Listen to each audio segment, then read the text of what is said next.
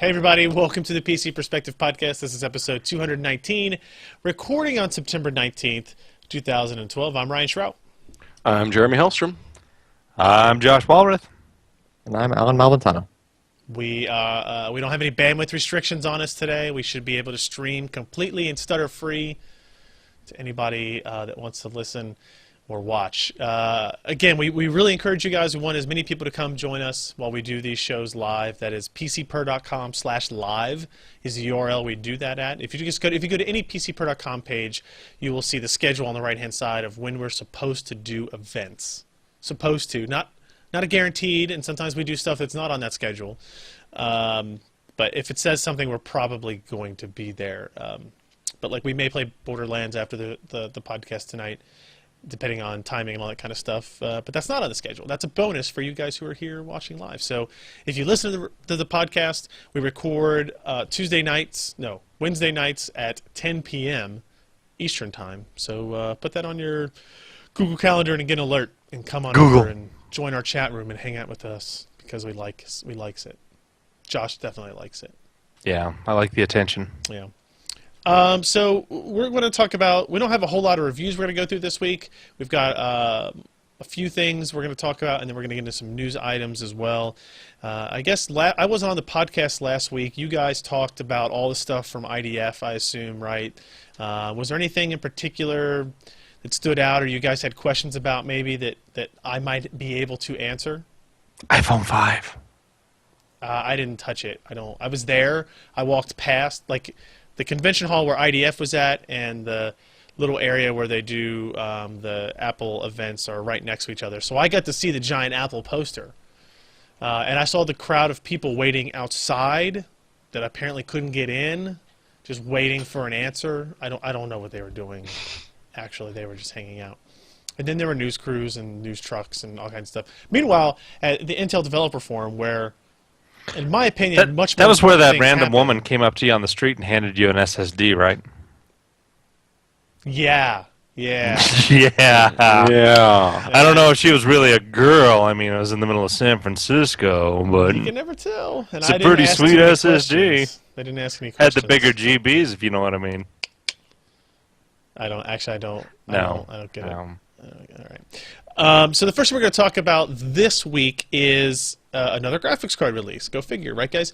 The GeForce GTX 660 vanilla, plain, not the 660 Ti, just the 660. Do they have a Neapolitan? I wish, because I would buy that one.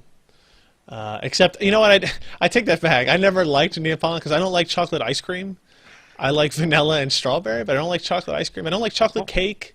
Well, you're a ginger, so that explains a lot about you. That's it. I quit. I don't know. I like chocolate candy, but I don't like chocolate cake. And I don't like chocolate ice cream. So yeah, Ken's shaking his head. I don't know what it is.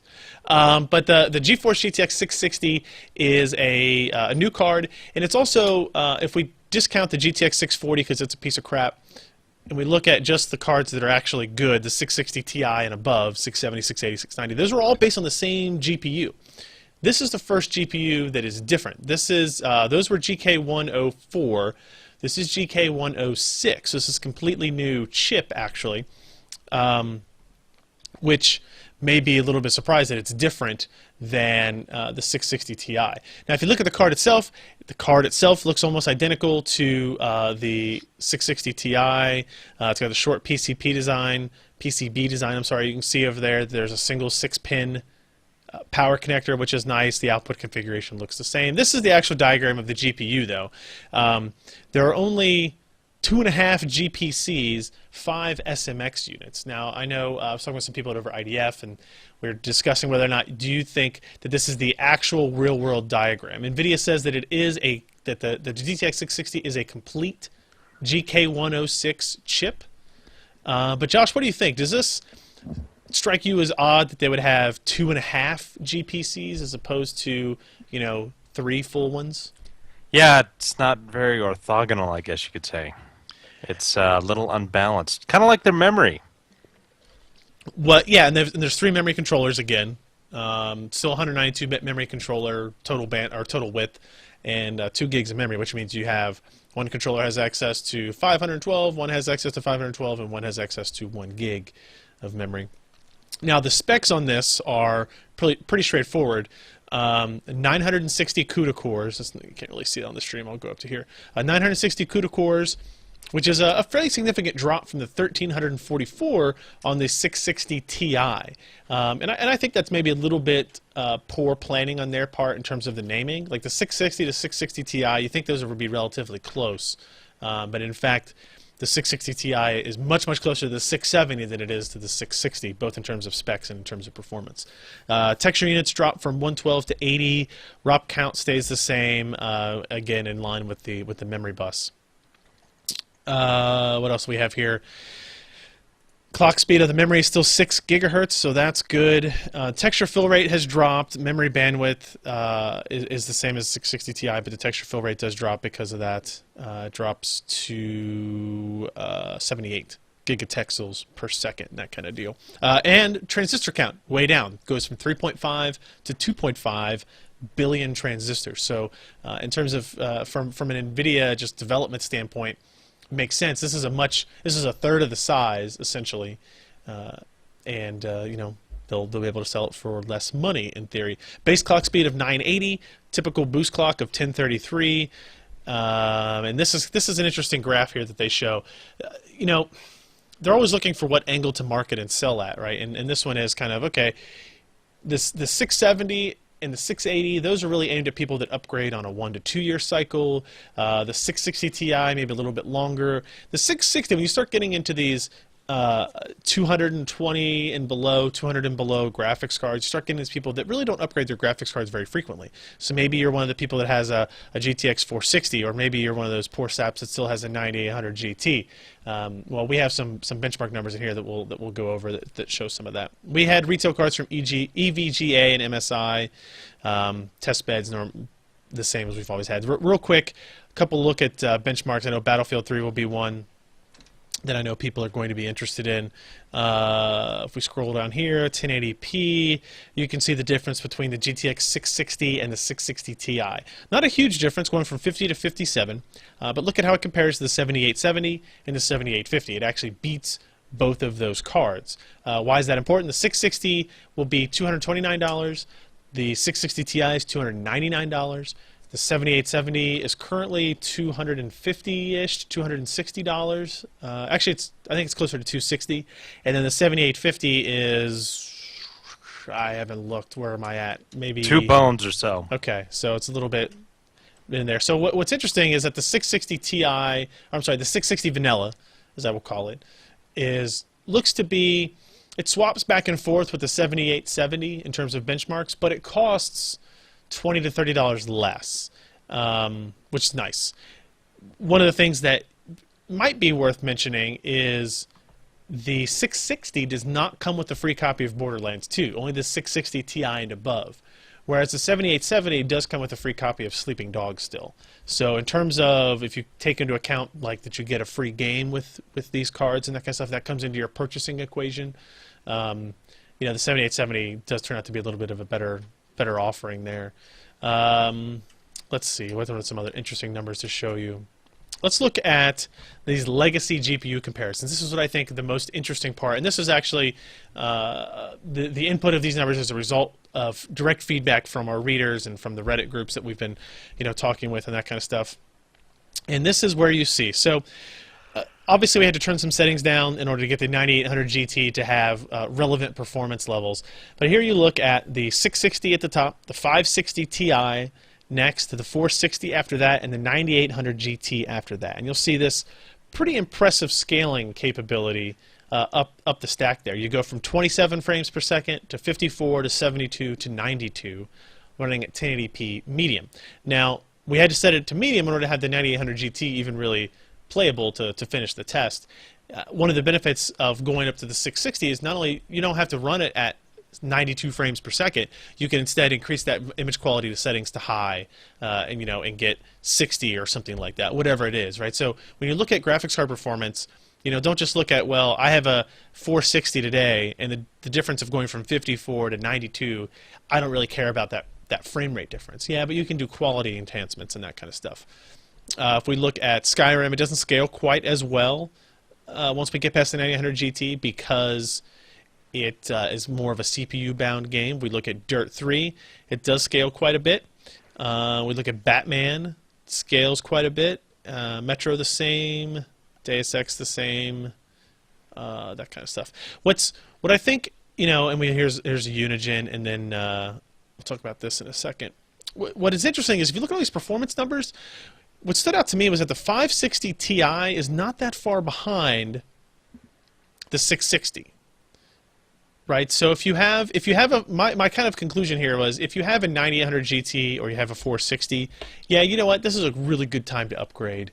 You definitely need this with all the games that are coming out. If you have a 560 Ti, if you're comfortable with your image quality settings at 1080p, I don't really see a huge reason to do so. Which is good news for people who are trying to save money. Power consumption, though, that's interesting. The 660 is outperforming it. The 560 Ti, while using considerably less power, it uses about the same power as the 460, and it uses quite a bit more power than the 9800 GT. This is also interesting. I want to get your feedback on this, Josh. If you look at this graph of the GPU temperatures, you'll see that the 9800 GT only ran at 51 Celsius, whereas the GTX 460 went to 61, the 560 Ti went to 68, and the 660 went to 76. So what do you think this is? Is this differing process technology changing the way these things work? Is it NVIDIA becoming more comfortable with running these GPUs at higher temperatures? They're not worried about burning them up and breaking them quite as much? Or what do you think about that? Kind of the rule of thumb is that the more transistors you have, smaller surface area, you're going to have more heat coming off of it, and it's going to be harder to dissipate even if you've got a pretty big cooler. I mean, that goes to a certain point because, as you go to the lower process technologies, you're going to have lower voltage, and in this case you have lower power draw than a 560. But again, we've got smaller, well, we've got about the same size dies, but you're packing more transistors in there, switching faster. And so you're going to get some heat issues potentially, but also, I mean, you really need to compare and contrast the coolers that they had on that. I mean, unless you have like a water block that has the same amount of, CFM per minute. Well, sorry, that's redundant. But anyway, CFM, then it's kind of hard to really put a finger on it unless you really want a burnt finger. That's not funny. It's not. Funny. No, it wasn't. Yeah. I guess funny? No. That ain't funny. No. No. Okay. But yeah, so the 660 is a good card. I really wish they had it kind of strived to hit that 199 price mark. It's at 229 with the retail overclocked ones going to be a little bit higher. It's still $30 less than the 7870 gigahertz edition. It's still $30 more than the 7850. It kind of fits perfectly into that spot. It's not as big a disruptor as like the 680 or the 670 was, and that really comes down to as the prices of these GPUs compress, the amount of competition that each card has to deal with increases pretty dramatically. If you look at all the cards for $250 and under versus all the cards at $250 and more, you will see that the 660 has a lot different stuff, a lot more to go up against. Before you hammer on, did you ever do any of the GPU testing? I know that there was that ray tracing application that should work on pretty much all of those GPUs. Did you? No, I didn't do any on this version of Kepler. I mean, it's the rule of thumb still is that Kepler is falling behind significantly what the Southern Islands parts do in the AMD 7000 series, and I don't think that's going to change on this. But it'd be kind of interesting to see the 560 versus Kepler as well as what I see. Yeah. 9800 could do. So yeah, NVIDIA, I think maybe it's they took into account the reaction of people when Fermi came out that I can't believe you built a part that was dedicated to general purpose processing and you didn't really focus on gaming. And here they built a part focused on gaming, and people started to look at it as like, hey, it doesn't perform as well in these GPU applications, which is it's a fair criticism because you look at nobody likes to see decreases in performance or things like that. But AMD did not kind of divide their architecture up in a similar fashion.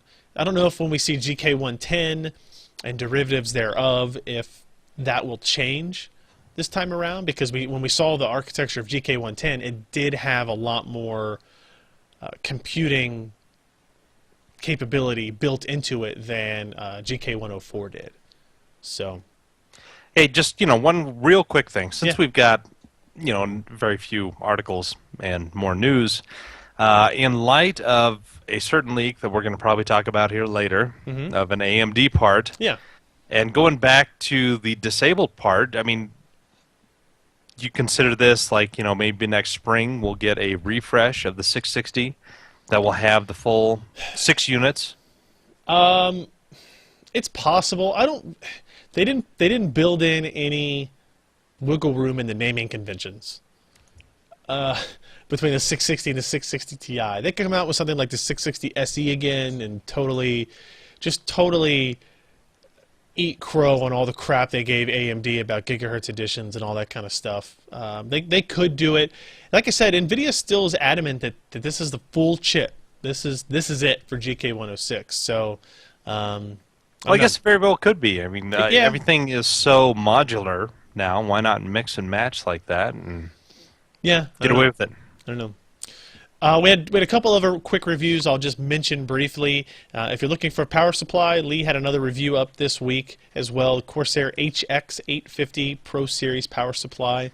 This is a not fully modular, but mostly modular. You can see here in this photo that you get your ATX and your CPU 8-pin kind of hardwired in there. Oh, there's a spam comment. That's nice. Film sexy. Did you put that there, Josh? No, I didn't put anything like that. But send me the link, would you? Yeah. No, it's film sexy. SEXE. So I think you can figure it out. So check out that review if you're looking for another power supply. And then we have this one as well. Matt Smith posted of the Lenovo IdeaPad U410. This is kind of a like the biggest of ultrabooks that exist. You can see here if you look at the specs, it does have a discrete, like the most basic discrete graphics you can possibly get. But it does have a mechanical drive with a cache SSD, 14-inch 1366 screen. The most impressive part is that it gets battery life that rivals some of the more modern ultrabooks, but you get a little bit more connectivity options and that kind of stuff. So you're on the lookout for a modestly priced, I guess, notebook. Check that out as well. So I think that's it for our articles. Is it? Let me double check here and go back to my notes. It is. Oh, now I know what time it is. It's time to thank today's podcast sponsor, MSI. The all-new Z77 M-Power mainboard from MSI is poised to change the overclocking game. Every Z77 M-Power board will have a factory 24-hour military-class burn-in test completed before shipping. Additionally, performance-optimized features such as Go-To BIOS, Multi-BIOS 2, V-checkpoints, Bluetooth 3.0, and onboard Wi-Fi allow users convenience and total system control over their overclocking and gaming experience. This is the new endurance champion, Z77 M-Power from MSI. Well, there you go. Thank you very much, MSI, for their continued support of our podcast, even while we try to figure out how to work it in correctly with the live feeds. We had a bunch of news items. Let's go ahead and run through these so we can get to the real stuff like playing video games. Besides the GTX 660, NVIDIA actually launched a second GPU this week, actually on the same day, but they didn't seed reviewers with parts, which is a little bit interesting, but we had Tim write up a news post about it, the GTX 650 for budget gamers. This is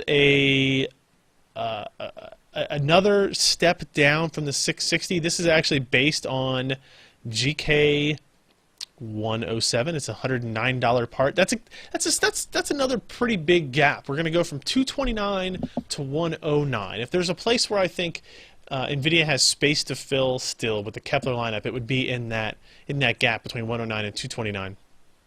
But the 560 and the 560 Ti fill that so nicely. They do. And like I said, they're not bad. Those aren't bad cards still, but they're not new, they're not fancy, they're not Kepler, right? That's kind of what I don't know. I guess people who are buying cards in that price range really don't give a crap what GPU architecture it's based on. But the GTX 650 has 384 cores.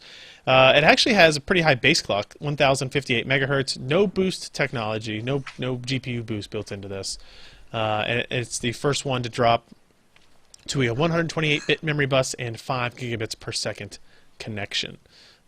And then if you look at the TDP, it drops from 140 to 64 watts. So obviously you're going to see dramatic performance drop from the 660 to the 650. These aren't really anywhere near as close as the naming conventions might say. So you can see here, they compare it to the GTX 450. Again, these are really mainstream cards. These are the people that are going into a Fry's or a Best Buy or a Micro Center and don't really know anything about graphics cards. They don't really know what they need. But they have a very modest budget. This is what you can buy. They compare it to these are all NVIDIA performance numbers, obviously. The HD 7750 compared to this GTX 650, and you can see, as you would expect, NVIDIA's cards are better in NVIDIA's numbers. So, the goal is to be able to play 1080p games in DX11 at modest, medium, normal, whatever you want to call it, quality settings, and they claim to have been able to do that. So we will probably get one of these cards in relatively soon, and we'll do a review. We'll compare it to the 7750 for those of you that are looking for what to recommend to your friends and family when they ask for the $100 video card question. We'll be able to have an answer for you. So we will see. Will this make a good home theater PC card? I don't really know. The pictures I've seen of the video card, I don't know if you can't really see it. You can see the fan here. The fan doesn't look particularly, I don't know, quiet to me, but I'm sure all the retail vendors, all the AICs will have different designs. So it shouldn't be too big of a problem. Up next, this is kind of an interesting story so we know about Llano, we know about Trinity. These are APUs, they're CPU and GPU combinations. But there's a possibility now of AMD binning these parts that have defective GPUs as CPUs only under the much missed Athlon brand. Jeremy, did you read anything about this, or Yeah. what is the story going on here, or what is the story rather? Well, I mean, the story is that if you ever get to unlock one of these chips, boy, it's going to be worth it, because suddenly you get a free GPU. But no, they're rebinning some Trinity APUs as the Athlon X4 730. That's going to be running at 2.8 gigahertz, the X4 740 at 3.2 gigahertz, and even an unlocked Athlon X4 750 K at 3.4 gigahertz. So there should, in theory, be absolutely nothing wrong with any of the processor part of these chips. It's just that the GPU has been turned off. And apart from that, so the TDP is going to stay about 65 watts. There's not going to be very much difference between them and the Trinity chips, apart from the fact that, hey, it didn't bin well enough that they trust the GPU, so it's disabled. So it's kind of nice to see the Athlon come back. And, thanks to Gigabyte and a motherboard press release that sort of mentioned compatibility for these chips, that pretty much gives it away that we are going to be seeing them. Nice. No idea how much they're going to cost, though. We don't really know, nor do we know how many of them they're going to be. Well, this is not new for AMD, because I just posted a link in IRC of a Llano-based Athlon X4. What? So this is not new. How did I not know about this? Where are you from? I'm from Kentucky. Kentucky. $75 will get you an Athlon 2 X4 based on Llano, which is faster per clock than the old Athlon 2 X4s. Is it really? $75. But you are the old Athlons, yeah. Yeah, it's 2.8 gigahertz rather than 3.1 for $5 more. I did not know this. Yeah, crazy, strange yet odd. I wish I knew of a website to go to read this kind of stuff. Man, that would be awesome. Or a podcast to listen to. I know.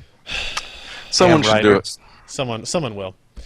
Other news I found out at IDF, Lucid still around, still doing stuff, and they actually had some really cool, interesting things to show.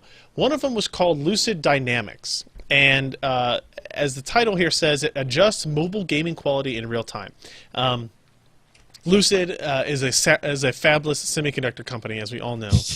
Actually, they're not a semiconductor company at all anymore. They really don't even sell hardware.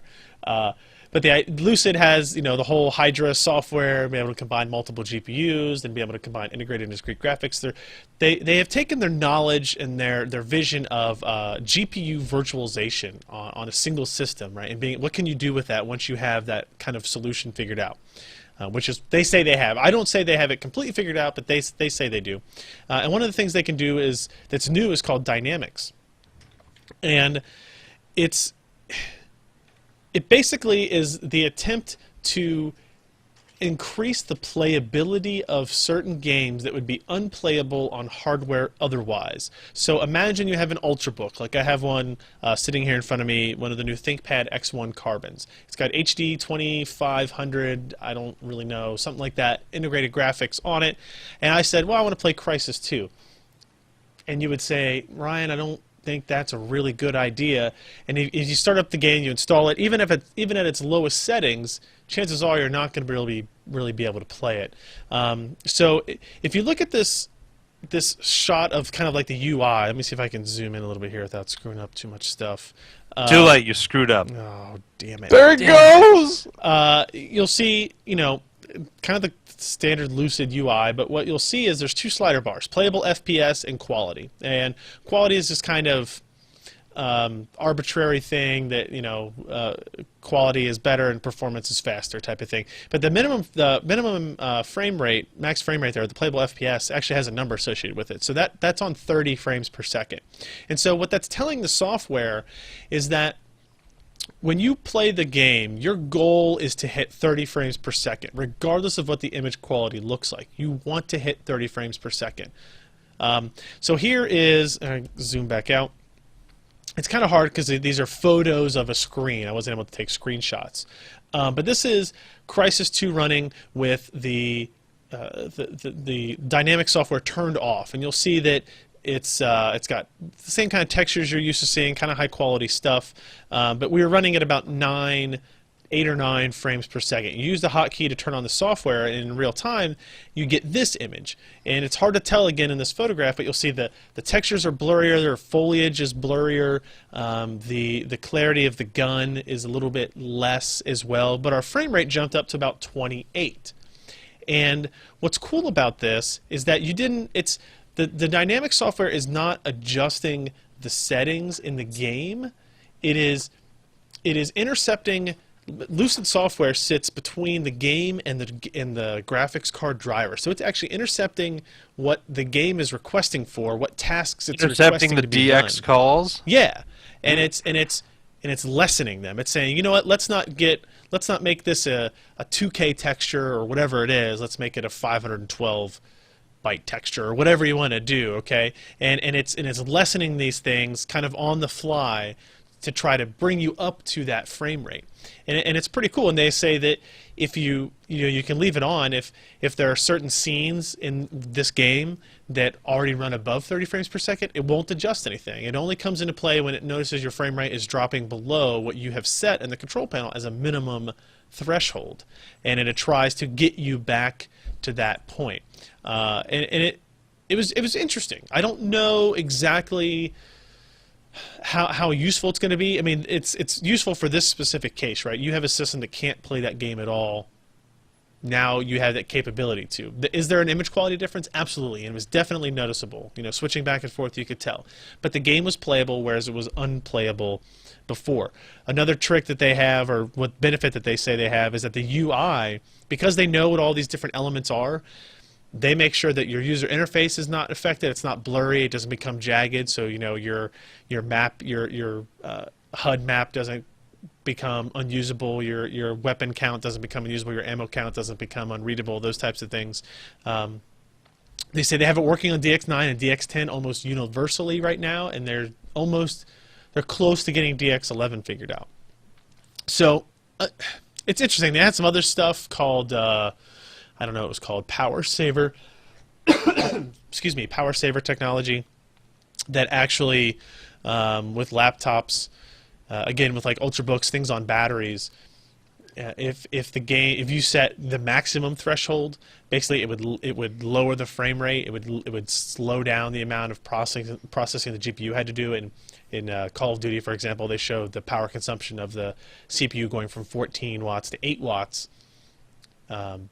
While enabling that feature, which would be great if you wanted to game on a battery. So, I mean, what do you think about this type of stuff? Is this something that's kind of neat to see, but you'll probably never ever see it integrated? Do you actually see a use case for something like this? Absolutely. Do I have to add to that? Yes. Damn it. Actually, I kind of wonder what the CPU overhead is for That's a good this, and question. how long it needs to kind of optimize frame rate to what the actual calls are for the game. So there's obviously a lot of programming going in on this, and yeah, you're real curious as to how this hammers on your CPU, because it's kind of a dynamic process. Yeah. Yeah, and you specifically mentioned that it doesn't affect the UI. Correct. So it doesn't blur out the text if you're getting a quest note or something. So it's actually got to be paying that much attention that, oh, I'm rendering text. Now I have to sharpen it up. I can't blur that at all. Well, whatever's being drawn in the background is still being, reduced in texture size. So yeah, the CPU overhead might be impressive. I don't know. I'd be curious. Somebody in the chat room, Toilet Bug, saying, and that's what .config files are for. Yes, but the idea is both for the person that maybe doesn't want to have to edit those or doesn't know how, and also you don't have to, their claim was you don't have to change your quality settings for the entire game if only some sections of it force you to go below your minimum threshold, right? Like so, Borderlands 2. Yeah, like and an AMD card. there's a lot of that. So like you said, if you set your minimum threshold to 40, but there's some instances where you're playing it and it drops into the 20s, it will try to get you back to 40. But as soon as you go back to 40, you get your original quality settings. So you're not adjusting anything permanently, I guess I'll say, like in the gameplay, as opposed to maybe say you turn off all anti-aliasing and that fixes it. Well, now you only have to disable anti-aliasing sometimes, and it's done automatically by software like this. So it's an interesting idea. I don't know. Hopefully, I'll be able to get a hold of it and play around with this, on this X1 or something like that, and see what we can do with it, and maybe do some because we can do some video capture and see what we get out of it. So it should be interesting, but more on that soon. Quick note for everybody but Josh: Asus is having a contest, a challenge contest, skills challenge contest. That's why I went ahead and took you out of the picture, actually, Josh. Hey, you know what? I enter every contest you put up, damn it. Well, you can't win. I haven't won yet. Would you like to be in a video with JJ? Oh my, that's do I have to not a be? question you should ask. I don't actually know if that's part of the prize.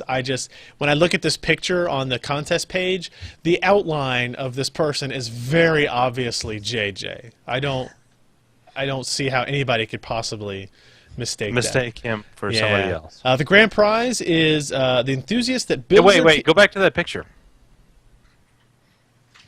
Yes, I'm back at it. It does look a bit like Josh, Yeah, okay, Look, okay. Got the bald. It's the There's hair. no fro. No, yeah. No fro. That's fair. The grand prize, enthusiast that builds their PC faster than JJ wins a grand prize that includes all of the first, second, and third place prizes. Well, now I have to read those other ones. So you get a Sabertooth Z77 motherboard, a GTX 660 Ti, and a $500 Newegg gift card. And you get the Asus grab bag and a $250 Newegg gift card and a $100 gift card. I don't really know if that's the case. I think maybe you just get one $500 gift card. So you have to build a PC faster than JJ. We have a video. JJ's got some sweet facial hair going on now. Oh, yeah. Has he lost some weight? Oh, yeah. Good. Yeah. Way to go, JJ. Nice. Yeah. I was emailing with him today. He's over in Taiwan getting a lot of stuff done. So there you go. Here's your contest. Go to thepcper.com and figure out the rules and all that kind of stuff. Josh, Jeremy, and Alan need not apply. Can you either? Sorry. How about Steve? Steve? No, he can't either. Steve. Hey, Steve! No, he can't enter. I think I'm still going in order here. Let me know if I'm skipping anything. Small form You're factor. skipping something. I don't. I'm kidding. Intel. Knock. Intel NUC PCs coming in October. Does anybody know anything about these? Because I honestly don't, other than that they're very tiny and they have SODIMM slots. They're small. They are. They have SODIMM slots. They're And using. they're running a very low power i something. So it's a new form factor. It's 4-inch by 4-inch, which is smaller than Mini ITX. Mini ITX is 6.7 by 6.7. And it's pretty close to actually Via's Pico ITX is 3.9 by 2.7. So it's not the smallest, as Tim says, but it's could be the fastest compared to what the Via processors can do these days. They're going to be Core i3 and Core i5 editions. Do they run on IDE? Oh, God, I hope not. Core i3 3217U Ivy Bridge processor will be soldered onto the motherboard. It's a 1.8 gigahertz dual-core, 4-thread part with 3 megs cache and Intel HD 4000 graphics. That's pretty good for that size computer. I mean, look at that. You can see when you see the HDMI and USB ports in the back there. And look, you can see one Use that as a sweet skipping stone. You could do that. Maybe I would think of better uses. It does use SODIMM slots. It's got an mSATA port for an SSD and a mini PCIe slot for a Wi-Fi card. Does this say a Thunderbolt port? Yeah, one of the motherboards will have 3 USB 2.0 ports, an HDMI output, and a Thunderbolt port. The other board will have 3 USB ports, 2 HDMI outputs, and 1 gigabit Ethernet jack. So depending on your use case, there you go. That's actually pretty cool. It's just odd that you give up the Ethernet port for the Thunderbolt. I guess it's just space on the chipset, but That's a weird trade-off. Yeah, I mean, I guess the idea is you could have like an external dock that has Ethernet built into it, maybe? I don't know. But yeah, there's obviously a spacing issue, or probably more likely like a PCB spacing issue on the motherboard. So, yeah, they're going to cost about $399 for the entire NUC computer, NUC. I don't really know what that stands for, but Not under contract. probably incorrect. Probably incorrect. yeah, knucklehead. Yeah. If it's today and not yesterday, you missed our live Borderlands 2 live streaming event, co-hosted by PC Perspective and NVIDIA. We had Chris Ray and Andrew Coonrad on from the NVIDIA team. We played through some Borderlands 2. We gave away some GTX 660 Ti cards. I'm not sure exactly why I'm telling you this, other than you should be paying attention more often to the PCPer.com homepage, specifically this little area right here where we have our upcoming events. You'll notice right now, as we switch to the screen, there we go, this upcoming events area. There are no more giveaways things, so you missed it because it was yesterday. It was 9/18, so you missed it. You missed it. We're gonna try to play a little Borderlands after the podcast tonight, so stick around for that if you're at all interested. But it was fun. How about this news, guys? OCZ's CEO walks out the door. Alan's gone. Oh no, I'm right here. Alan's back. See. We get the control room telling me over here, shaking his head at me like this. And I was like, Don't say it. Don't do it. He's gone. I don't know He what ran that away. means. No what? Yes, no, the CEO did leave. I can't change the And past. so did Alan. Alan left. Alan left. He came and, back. Unlike the OCZ CEO. no, He that's did true. not come Alan was back. juggling the test bed with OCZ hard drives on it, or solid state drives on it right now. Gotcha. Didn't Ryan have a really nice office at OCZ? It was all the Japanese, I never saw it. I never saw it either. I saw pictures of it once. At I think the old Anand office or the new did office? a snapshot of him naked, Well, that would laying make on, sense. reclining yeah, upon the actually. desk. Yeah. Yeah. God help us. So let's talk about the news, actually, of this story, which is Ryan Peterson, who's been OCZ's CEO forever, Basically. I think from when the company first started. Well, okay, OCZ was originally Overclockers. That was a storefront, Right. and the group that is OCZ bought rights to their name, and that was Ryan's group. Oh, And okay. they exploded from there. Okay. Explode. Literally. So tell me what happened, maybe a little bit if we know anything, Alan, and why this is Is it important? Do we care? From what I can Really? tell, it just sounds like the board just decided they were going to rearrange some stuff. Does this signal an end to the focus of SSDs at OCZ? I don't think so. Okay. No, I think that focus is actually a good thing. I just think that they weren't seeing the results that they were expecting to see. Like, I've actually followed OCZ's stock price, Yeah. and I don't own any of it, but I've followed it just out of morbid curiosity mostly, and it has never seemed to follow any of the press. Like, there'll be a press release, and there's no connection. You know what I mean? Yeah. So I'm not sure. As compared to like AMD when they do good news and the share price falls. That's because nobody believes them.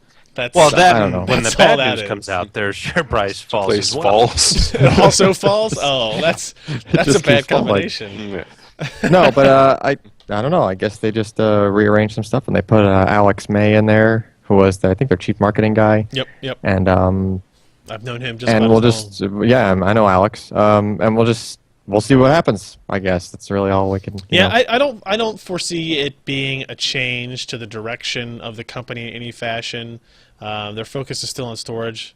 They don't really have anything else left. Anyway, they still own PC power and cooling, but that brand's kind of fallen off a little bit as well.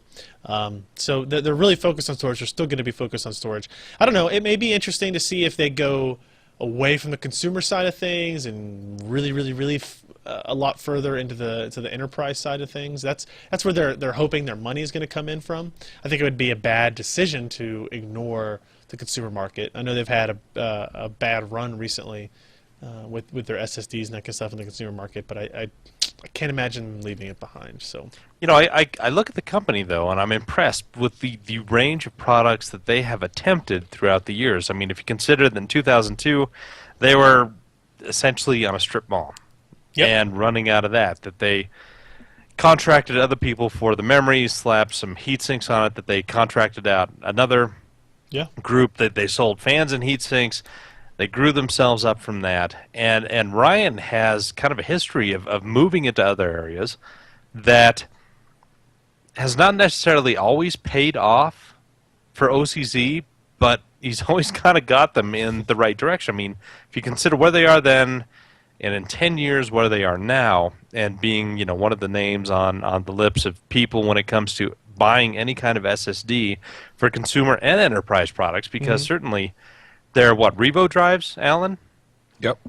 And then their acquisition of that Israeli firm that does some really neat stuff in software with that hardware, they've come as significant. I mean, it's a huge jump that they've done. I mean, if I look where I was 10 years ago, you don't want to see the pictures because I look worse now than I did back then. But they've been able to grow OCZ and do really well. And I think that the board probably has just finally had enough of Ryan and his wandering ways, because he was always investigating other things to do. And while that's a good thing in many ways, I think that it may just have been, too many fingers and too many pies, and they were just spending way too much money on that instead of really pursuing the areas where they could actually find some success, where they've grown into, which is, SSDs and the enterprise stuff that they're starting to push out. And I just wonder if he just is not a little too energetic and not grounded enough to really grow the business how they want it to. I have good news, everybody. My order of the Teenage Mutant Ninja Turtles retro decorative poster has gone through. It's good news. I will sleep well at night now. Brian Peterson is ecstatic about this. I hope he's buying his own Teenage Mutant Ninja Turtles poster. Let's talk about an AMD motherboard. We haven't done that in a long time, Josh. There was some... No, there's no such thing as new AMD motherboards. How about the A85, the F2A85X UP4? Is that new? Okay, I guess you're right. There is a new AMD motherboard. Yes, we are on the verge of a new socket. A new socket that will propel AMD into the future at near light speed or something like that. But anyway, something. Gigabyte has released product specifications and pictures of their A85X based motherboard. Now, Trinity is interesting in that you can split the single 16 by PCI Express into 2 by 8, so it does support native Crossfire, plus some boards will have a third one on there, but that's 4 lanes of PCI Express from the Southbridge. It utilizes the specialty power solution that Gigabyte was showing us the other day with their Z77 motherboards. So that's going to be kind of interesting to see how well that holds up. It's still kind of a bare bones looking product, but when you consider the price of the A8 and A10 processors that will be coming down the road from AMD, you're not going to have a high-end product. But still, it's a nifty-looking product. It's got 4 native USB. It's got 2 more 4 native USB 3.0, 2 more native that is provided by another chip. So it's it's going to be well. Plus the A85 supports up to 8 SATA 6 devices natively, which is what, 6 more than Intel? Alan? Yes. Alan? Yeah, just take that earphone off of your ear and don't talk to me. What? Much. Can you hear me? I can hear you. Just Okay. make it funny, man. Roll with it. Yeah. Okay, anyway. But yeah, so we're going to start seeing a lot more of these releases. We saw a few at Computex, probably more than a few, of the FM2 socket products. I know MSI has a bunch with some interesting form factors to say as well. AMD they're kind of betting the company on this because they're shutting down AM3 Plus. By next summer, you're not going to see any kind of new CPUs coming for that. It's all going to be FM2. And it's going to be interesting to see how it all gets along. Yeah, I'm curious to see how much blowback there's going to be from fans of AMD that were upset at the fact that the FM1 socket lasted exactly one part. The FM2, we have been assured that will not be the case. Right, that will be at least 2 generations of architecture, maybe more. So keep that in mind as we move forward into stuff, I guess. Now, And look forward to finally getting another AMD motherboard review out of Josh. It's been a while. it has. It has. There's actually one on his way to him today. Yeah. Ooh. Let's talk about that leak that you teased so elegantly at the beginning of the show, Josh. The Sea Islands HD, the AMD Sea Islands HD 8815, 8870 specification. So this is the supposed next generation of GPU architecture. Sea Islands. We're done with Northern Islands. We're done with Southern Islands. Now we're on to the Sea Islands. New GPU architecture and HSA features, including major GPU architecture enhancements, a new 3rd-gen APU will be coming with that, and 2nd-gen low-power APUs will be coming at the same time. So here's the interesting specs. 3.4 billion transistors. Can't really see that here. Which is what, the same size as as a Kepler. Kepler? Yeah. So we look at that. We see the die size increase. We see transistors increase. Clock speeds barely. But we don't have shader counts in here anywhere, do we? Oh, no, we do. The 8870 will feature 1,792 shader units, 112 texture manipulation units, and 32 ROPs. The totals, the important number I think to keep track of here is the teraflops. This will give you some kind of rough idea of the compute power, right? So we're moving from 2.25 of the 7870 to 3.94 in the 8870, which is a 75% increase in computing power, while getting a 9% decrease in TDP and supposedly a 20% decrease in launch cost, right? Remember, we were talking about the 7870 earlier. It launched at $350. So there's not really anything else really to say about this, but I'm curious, Josh, if you have any kind of thoughts on what this may or may not actually mean. Well, I think this is probably going to be mainly correct. Pricing, it's going to be interesting to see where they actually put it during the time. This isn't a product that's just right around the corner. It's going to be January, February, perhaps even until March. Right. Because we have not yet seen what the 7800 series much past 6 months already. Yeah, it came out in March. Yeah, and so this is going to take a while before these things come out. Now, obviously, they have the designs finalized. They're doing test production, and the nice thing about right now is that 40 nanometer, well, not 40 nanometer, 28 nanometer from TSMC is a mature process technology. As far as I hear, there are very few problems that they are seeing with it. So a lot of these specifications could very well come true because you're going to have a greater knowledge of how electrically this process works. You're going to be able to design around certain features and power-saving functions internally in the GPU, as AMD has done very, very dramatically and aggressively with their products, both in the APUs and CPUs and GPUs. So I think that this is a good start. I think that it's probably an official leak. Well, not official, but it's a true leak, and this is something we're going to be seeing early next year. And it's going to be, again, interesting to see because AMD will be apparently releasing these products before NVIDIA does. And I don't know if we're going to see any scrambling on the NV side because they've got good parts. GTX 680 was released in March as well. Yep. The 660 just came out this week. Yeah. Yeah.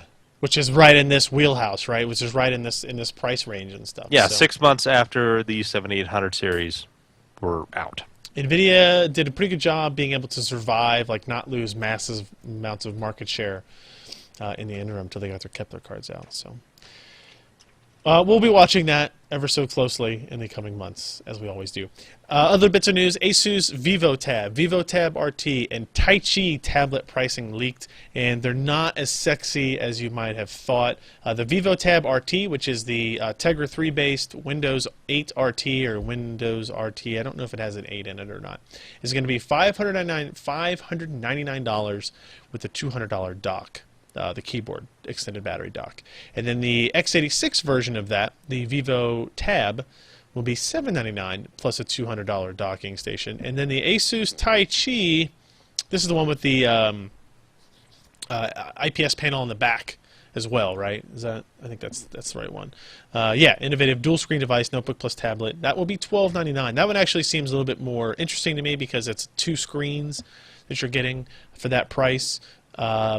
I'm not sure I would be sold on either the VivoTab RT or the VivoTab at $600 or $800, or $800 or $1,000 if you want to include the docks with it. Like I said, I'm not sold on it. I'm not sure that's gonna get people's attention, especially after we saw those rumors of the $200 to $300 Surface tabs. Right? Whether or not that actually turns out to be true, the fact that people had in their mind now of a $200 or $300 Windows RT tab, the idea of paying $600 or $800 for one is probably going to be a little bit troublesome. So, and here Tim has nicely included a little table here of a little comparison. VivoTab RT versus like the Asus Transformer Prime. Both use Tegra 3. One has a 1280 by 800 screen at 10 inches. The other one is 1366 by 768 at 11 inches, and that kind of stuff. So it's I don't know. I think I'm more interested in the Taichi. Whether or not that actually turns out to be a good product, I don't really know. But not a whole lot here. Well, it moves really slowly and only in a park. I'm not smart enough to get the reference. I'm sorry. God, Seriously? Do you ever see people practice Tai Chi? I've been to Taiwan. Does that count? God, you suck. No. Oh my gosh. Old people doing Ryan. Tai Chi in the park in the morning. You know what? I do see that in Taiwan when I'm there. Actually, yeah. You suck. I like the prisoners in the orange jumpsuits. They do that to Michael Jackson music. Is that the same thing? Yeah, it's really cool. Sure. Yes, totally the same. Let's move on to helium and hard drives and talk with Alan about that. There's a picture of a balloon here with the hard drive on it, which I think is relevant. Because I think that's how the process when this happens. spins, is at a higher pitch. Right. Yes, of course. So is this an interesting thing? The fact that Hitachi Global Storage is pursuing the mass production of helium-filled hard drives. It is interesting, talk in and a higher voice? it might need to be where we go in order to squeeze more capacity out of spinning rust. Which, by the way, it wouldn't necessarily be spinning rust anymore because of the way that they are able to seal this new enclosure. Realize that all regular hard drives have like these little tiny ports on them that say, with a little hole that says "Do not cover." Do not cover. Do not seal, Speed that holes. sort of thing. I always put gum over that. Is that good? Yeah, of course. That's why you have so many problems with your hard drives and RAIDs, right? Oh no. Yeah. So the hard drive is actually somewhat exposed to the elements. There's a little filter paper in there. It's like a heap of filter paper that stops the particles, the dust from getting in there. But gum. humidity can seep into the drive. The drive has to be open to atmosphere. You can't take a hard drive and run it in like outer space, for example, like in a vacuum. It won't work because the hard drive heads have to fly over the disk, uses the Bernoulli effect, all that jazz goes on there, and the head pack actually flies over the disk as it runs across the surface. So they want to use helium. So that gives you some bonuses. Helium does heat transfer a little bit better. So the heat would transfer away from the platters a little bit faster, a little bit better.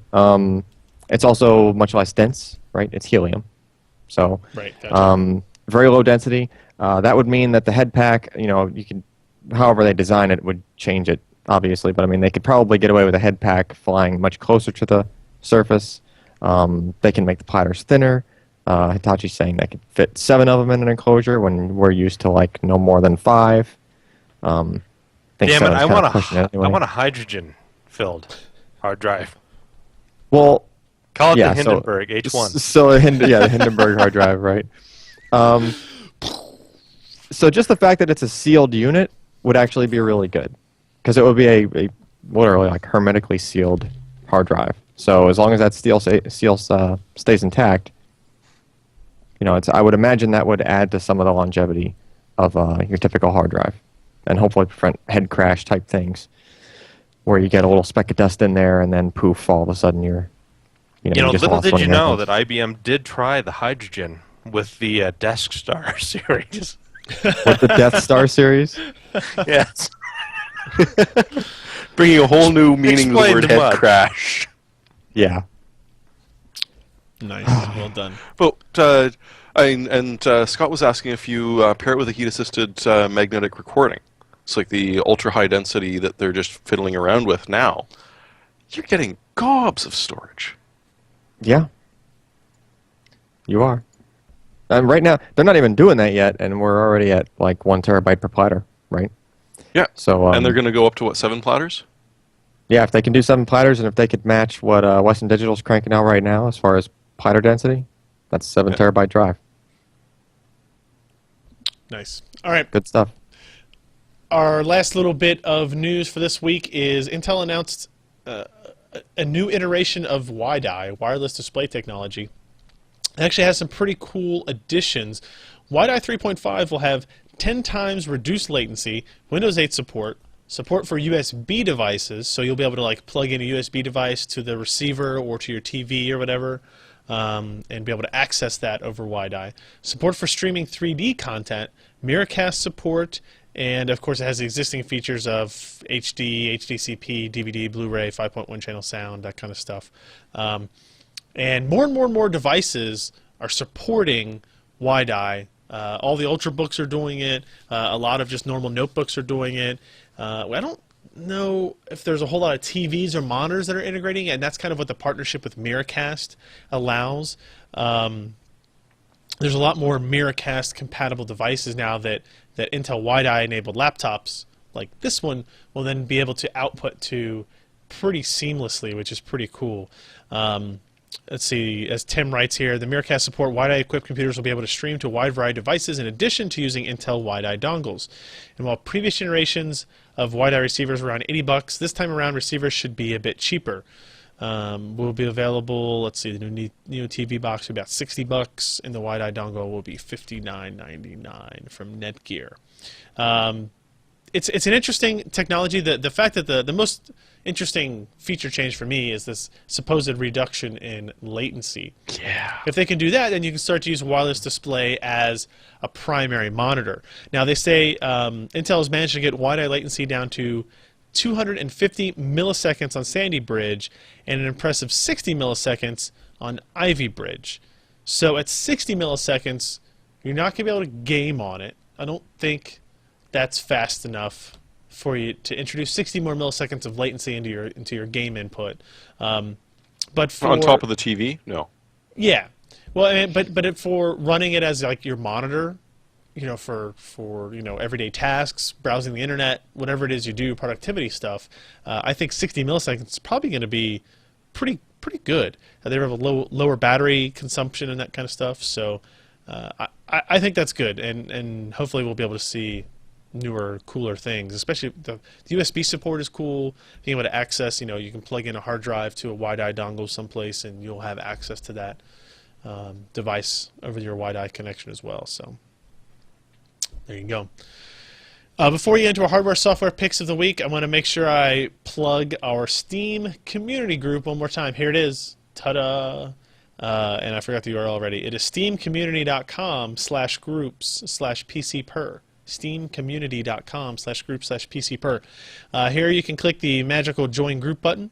We can see we have 234 members. You could be number 235. You don't get anything for it, but you could do that. And you can see here we also announced our PC Perspective NVIDIA Borderlands 2 live launch event on here. And you can see, look at those people online. Oh, here's somebody with a UK badge. Who's that? Look at that. TD Brandenburg is a UK fan. I'm going to make him... I'm not logged in. He's going to be the player of the week. So if you want to see where we're playing games, usually if we're going to play something after the podcast or other times during the week is kind of a set schedule of things. We will have it in here. And if you're part of the group, you'll see when we're online and all that kind of stuff as well. So steamcommunity.com/groups/PCPer. And you can be up there. So let's jump into those hardware software picks of the week. What do you say? I'm going to go first because my name is on the list first. And I'm kind of going to cop out here and go with these Apple EarPods with remote and mic. They're in this little case right here.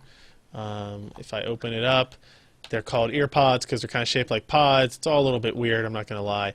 I've only had these since today. The sound quality is pretty good for earbuds, but they don't kind of wedge into your ear like maybe some people had been expecting to see. They do kind of just sit in your ear. Is that what earbuds are supposed to do, or are they supposed to kind of conform in there? But they do just kind of sit. Hey, the late '80s, that was how it went. And they you just sit had there. no ceiling whatsoever of your earbuds.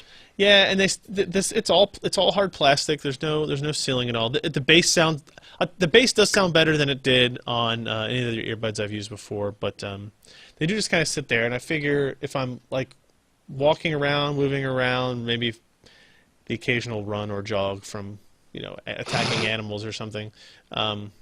These just feel like they'll come out fairly easily still.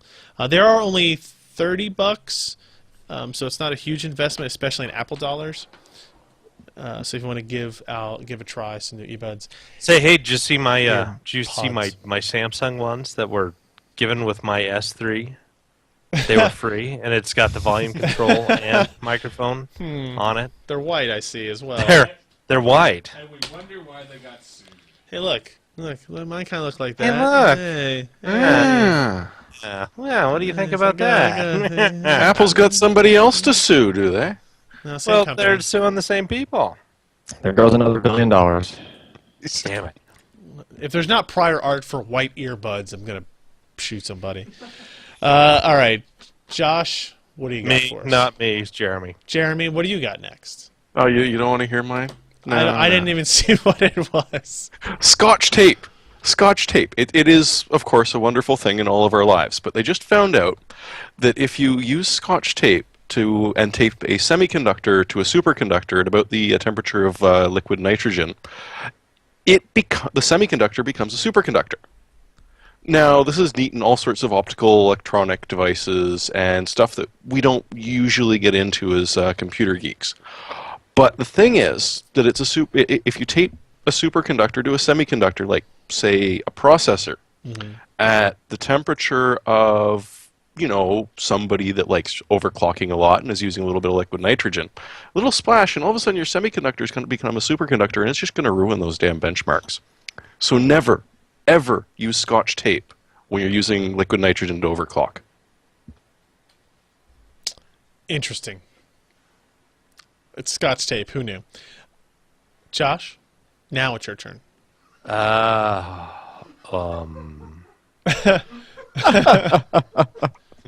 You appear to be out of beer. I was. That's it. It's this. He ran out of steam. He can't do his pick of the week now. I can't. I just can't. No! You know what? I've mentioned this one multiple times before, but now it is just reaching ludicrous. Nice. Here it is. Not speeds. Here it is. But prices. The Agility 3 240 gig for $149 after rebate. Wait a minute. That's not the link I have. No. You too can buy my Monster Digital SSD. I've gold-plated the cap, so your SATA speeds actually reach 6.5. Yeah. So on the other end of the spectrum, how much is this drive? It's not stupid. It says the MSRP is $480 for the 480 gig version. That's not horrible. It's not horrible. It's not Where do you monster see the cable price prices, of the cable that's you for need sure. to buy? Who was in charge of this damn company? Lunatics. What are they doing? Are they making outrageous claims like the MP3s sound better if they're stored on the drive? I and hope so. Well, they haven't released the audio series yet. This is the this data drive series. employs quantum tunneling in its flash memory in order to store It's the your SSD Beats audio Edition. file quality. All right, moving on. Alan, I see that you do not have a hardware or software pick again.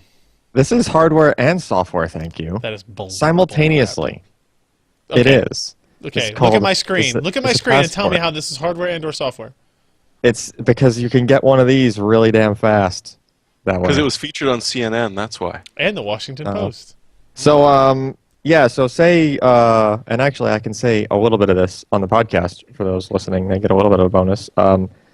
Samsung is announcing something storage related. And it's in Korea. And they want me out there to cover it. So, I can say that much on the podcast. But since they said that, and I didn't have a whole heck of a lot of time to get there, should you ever be in need of... No. Let's rephrase this. What? You had plenty of time. Not that much time before I found We out that I procrastinated. could go. Yeah. Yeah. Anyway, so if Fair you're in a rush and you need a passport like right away and you can't wait like the... What is it? Like the normal amount of time is like 6 3 months. months? It's like, yeah, it's like 3 It's to not 4 quite months, 6 something like that months. normally. And if you expedite it, it's like 2 to 3 weeks.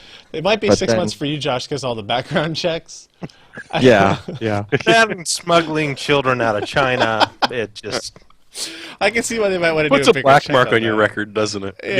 Yeah. But they have these other services out there where they basically you go to your local passport agent and you fill out all the paperwork in front of them. They take your passport picture, but then instead of sending it off through them, you take it back with you in a sealed envelope and you FedEx it off to these guys, and then they basically hand carry it to like. Can my You know. can my local passport agent be at Walgreens? No, It doesn't work out well for me then. no. Doesn't matter. I have my passport. I always told Ken before he had actually decided if he was going to go to Taiwan with us. I said, like, you need to get a passport. He's like, yeah, well, we'll figure out where we're going. I was like, no, you should always have your passport ready, because if you accidentally run over a hooker, you need to get out of the country quick. You don't have time to wait on a passport to show up. You just gotta have that. And you gotta go. You gotta have So a there passport. Ken was, covered in mineral oil, trying to drive at the same time. Trying to buy passports from random passersby.